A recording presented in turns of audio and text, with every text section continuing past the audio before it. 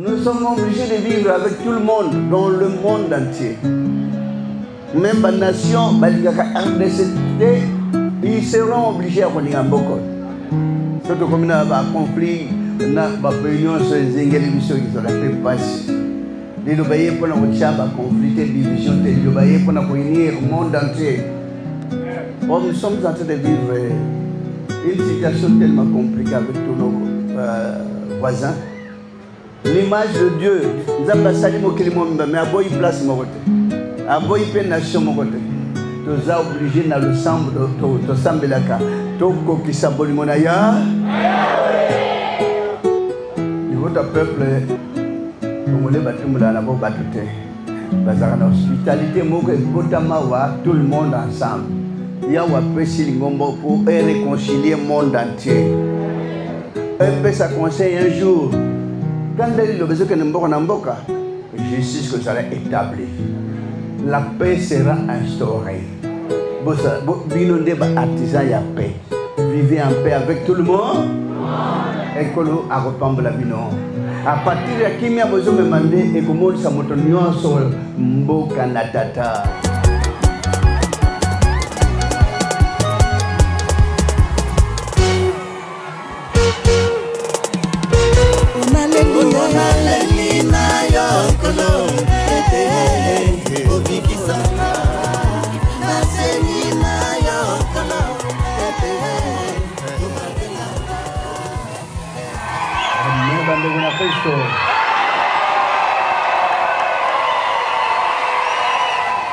Vous aimez tant. Vous avez toujours accueilli tellement chaleureux pour nous. On accueille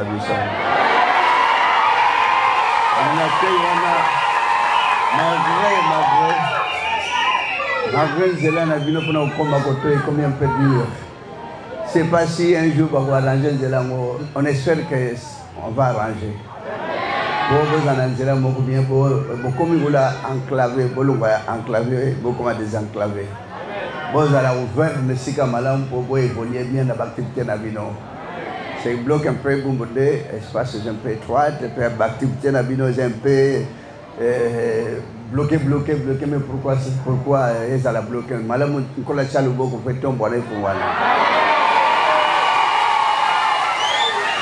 Il y a un mimon Sinagata Mokana Moko, le Bobo Landi, frères et sœurs, Zakapo Milimoebik. Vous avez toujours l'assurance que nous sommes là. Mais nous sommes là. Un jour, la majorité va au monde au royaume de Dieu. Donc pourquoi pas tout le monde? Parce qu'après tout, on a la liturgie à l'icolo. Moukana Tate Seko qui s'amène à Selko à l'icolo. On ne s'attendait même pas que l'autre peut considérer tout le temps cours des grands. Beaucoup de confessions peuvent confirmer que tous ont toujours dans ma milou ya minen. Mbege les gars qui lobby, c'est pas. Et ça binonime. C'est vrai.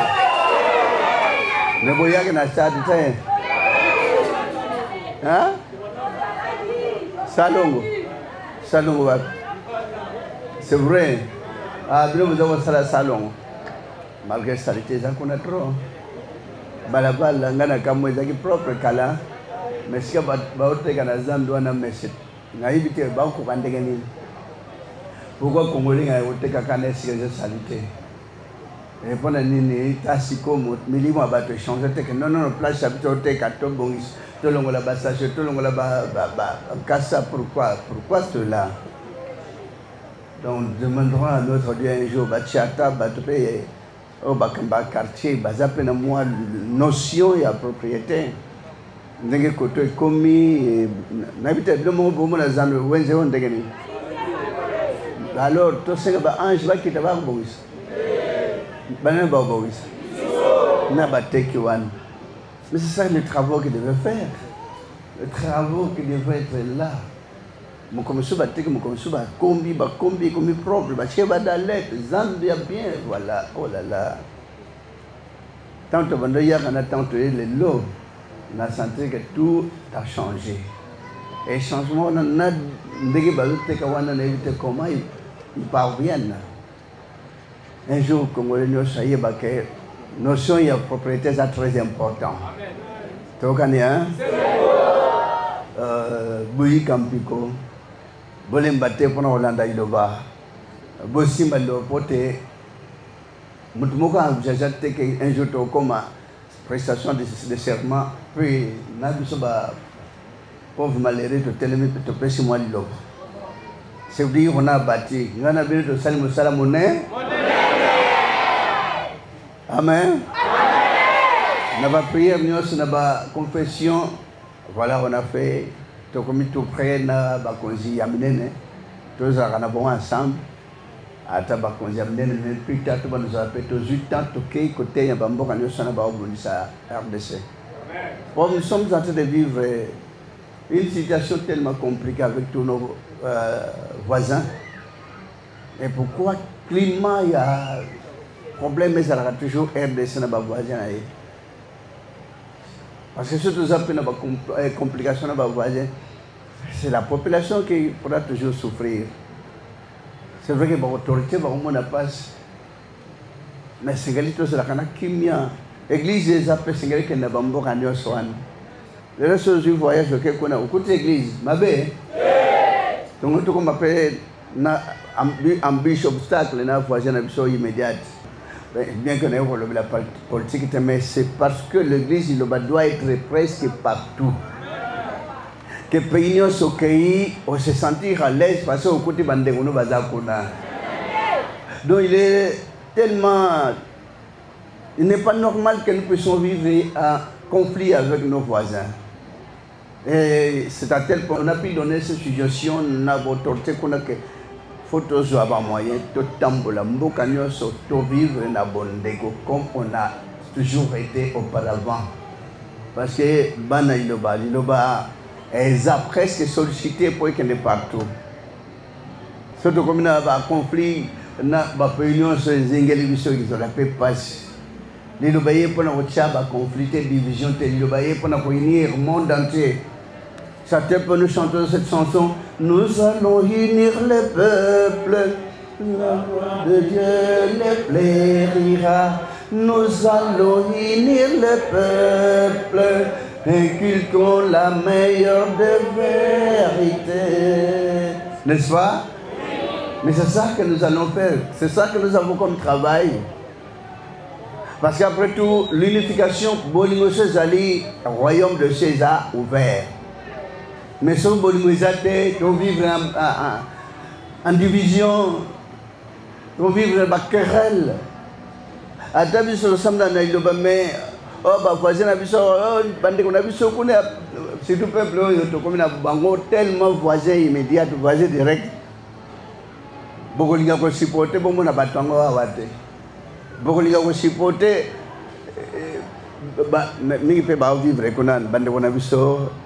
nous avons l'image de Dieu. Nous avons mais à Boy place mon côté.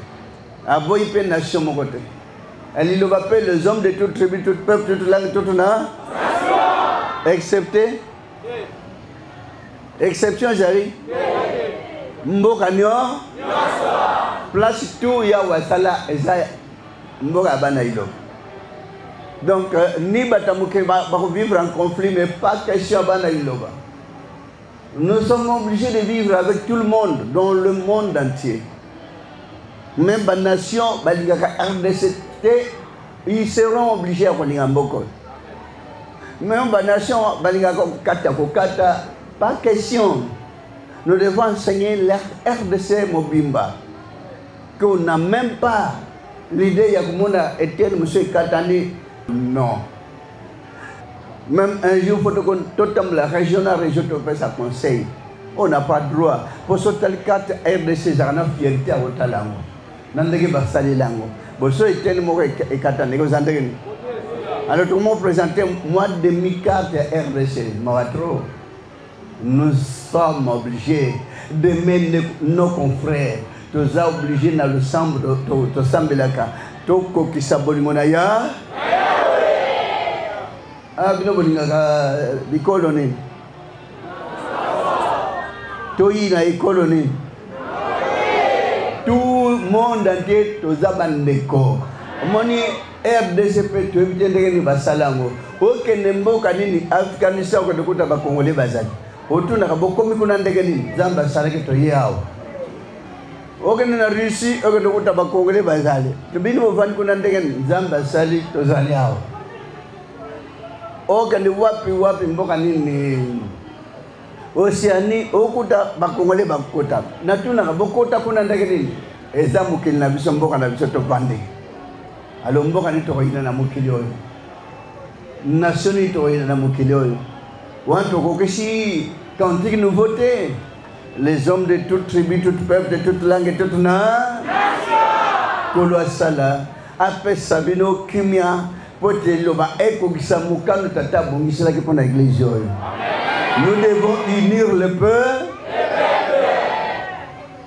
Nous devons nous réconcilier avec tous ceux qui nous entourent. Votre peuple, Congolais, hospitalité, tout le monde ensemble. Mais nous avons 450 tribus ensemble, ensemble, ensemble. Ah, mais beaucoup c'est compliqué. Hein? Mais cet amour, il y a un zamba péché église au Tiango Nambuka Congo source. Amen. Aimez-vous les uns les autres comme Dieu vous aime. Il vous a aimé depuis la création de ciel et de la terre. Alinga kebino makasi. Yangwana botala mboka ngo diamant elonamia. Cobalt elonamia. Or et tout amiao. Nini mususu zinc ezali wapi nini mususu uranium awa to yebi kutu na yangote ti to tanga biloko no coltan biso mona coltan ba mama biso mona coltan situ ba mama ba mona ka fufuna ba ona nzungu coltan ba okipi kwani nini mususu cuivre ba frère biso mona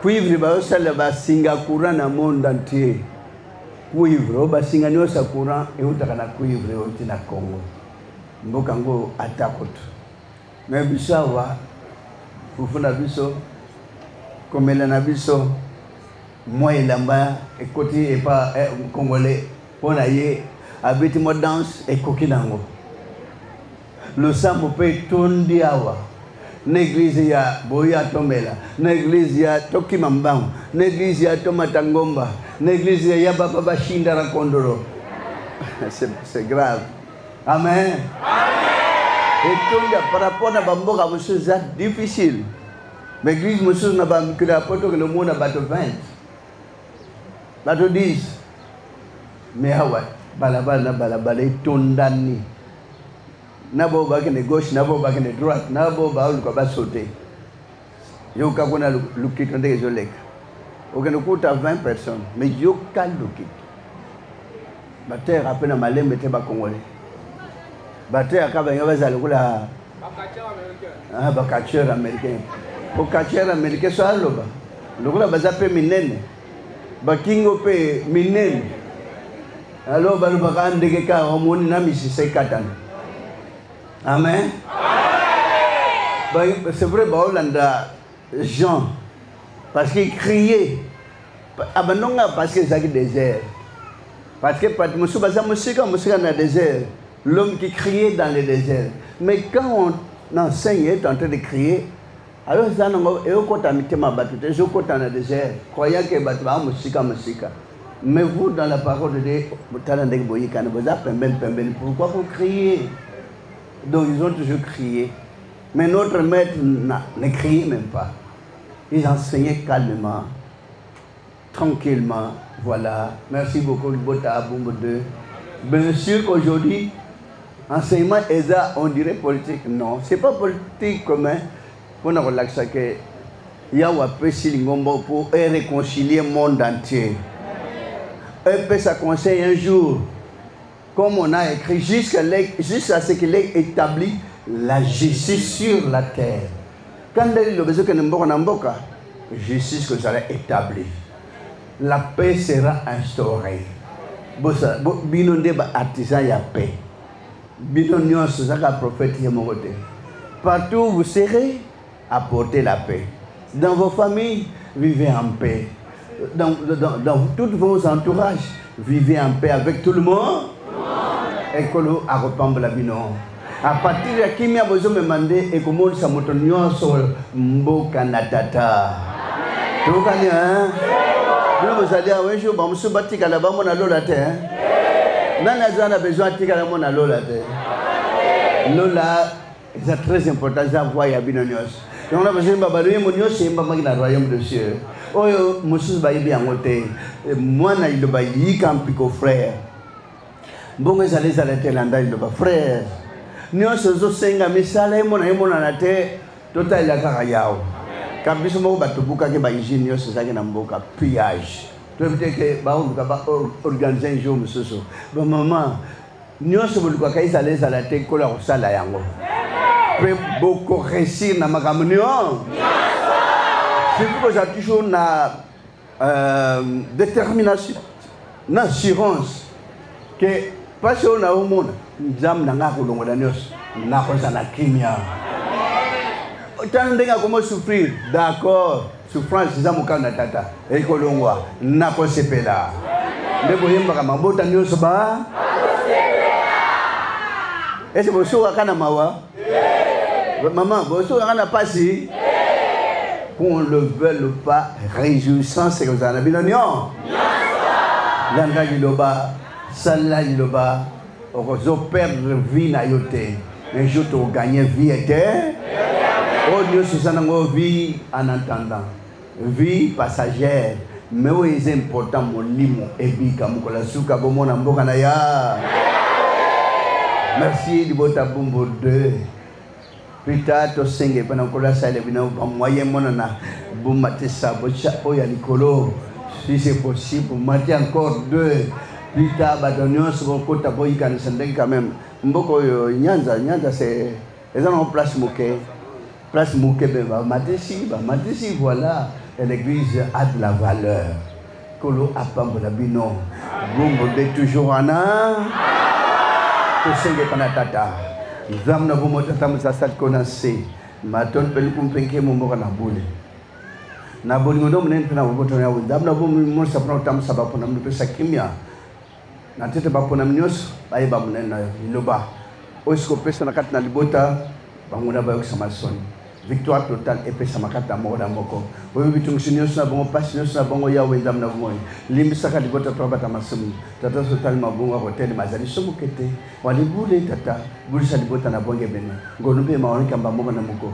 kimia na wali kolesa la kata libota ga mo centre sala kete kemuna likolosunga moko na moto so mako yebisa molongo te ya wasu asil ko sala maikat na libota na ye ndeko sala ke na libota sa charnel ça c'est Israël spirituel nguyano e mon samakata mo kidimba travers libota tikete kemuna likolesa kata moko na moko mokano ya wenzam na bomoy e ko samakata libota na comme l'esprit sur Nazareth nangwa mi centre belle belle ki do bomona seko amen boto na combo l'esprit sur Nazareth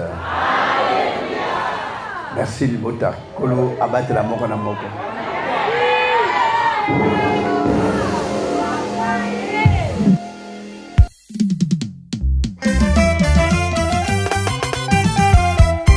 Ye ma vodka Nyonso bako sepela Page 26 28e cantique